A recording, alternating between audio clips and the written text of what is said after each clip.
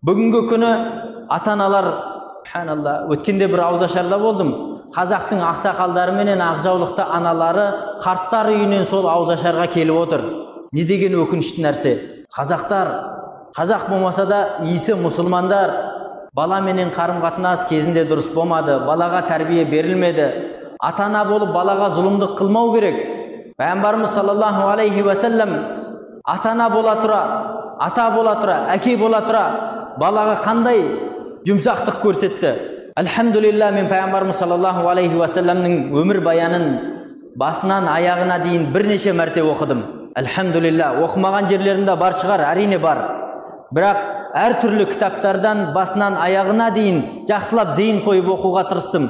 Студент кезімде де оқыдым, қазір де қасымда ұстайтын кітабым сол. Пайғамбарымыз саллаллаху алейхи ва саллямның өмірі сырға толы, өнегеге толы. Қашанда пайғамбарымыз саллаллаху алейхи ва саллям үйге кіріп келсе, Хасан менен Хусейнді екі қолынан ұстап, сондай еркелетіп, ойнатып, тауға кім бірінші шығады екен деп, өзінің мүбәрәк кеудесіне Хасан мен Хусейнді аяғымен өрлетіп шығаратын. Хасанға ат болатын, Хусейнға түйе болатын.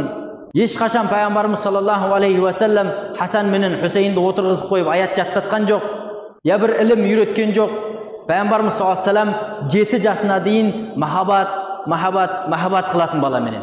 Бүгінгі күнгі әйелдер баласы 2-3 жасқа кеместен осы баладан қалай құтылам деп тез садикке очередке тұрады. Садикке очередке тұрып, әйтеуір ақша берсе де, басқаша қылса да, баланың очередін келдіртіп садикке береді. Сөйтіп баладан құтылдым-ау деп WhatsApp'та, Instagram'да емін-еркін отырады да үйде ол. Аллаға қасым, сенен махаббат көрмеген бала садиктегі бір нянькадан махаббат көре ма? Сенен махаббат көре алмаған бала садиктегі бөтен адамнан махаббат көре ма? Пайғамбарымыз саллаллаху алейхи ва саллямның өнегесі басқа еді.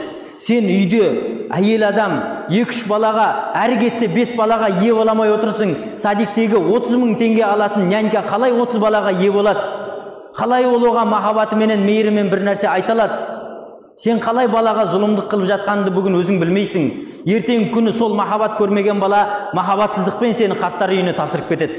Бүгінгі күні бала балиғатқа толмастан бұрын, баланың ақыл-есі жиылмастан бұрын, бала тек қана махаббатты қажет етіп тұрған уақытта, тек қана өнегені, тек қана бір көңілді қажет етіп тұрған уақытта балаға осы нәрсені беріп үйренбесең, ертең қартайғанда балаң саған махаббат көрсете алмайды. Қартайғанда балаң саған көңіл бөле алмайды. Өйткені сен жасында керек нәрсені бермегенсің. Баланың тәрбиесі бүгіннен қолға алмасақ, ертең күні басымызға бәле.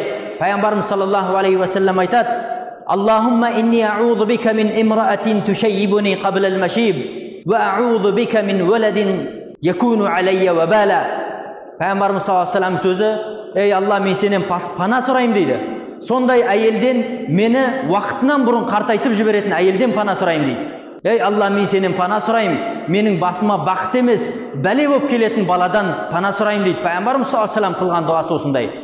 Сондықтан бүгінгі күні тәрбиені, балаға махаббатты бүгіннен қолға алмасақ, ертең ата-анасына немқұрайлы қарайтын, ата-анасының құқықтарын аяқ асты ететін балаға өзіміз душар боламыз.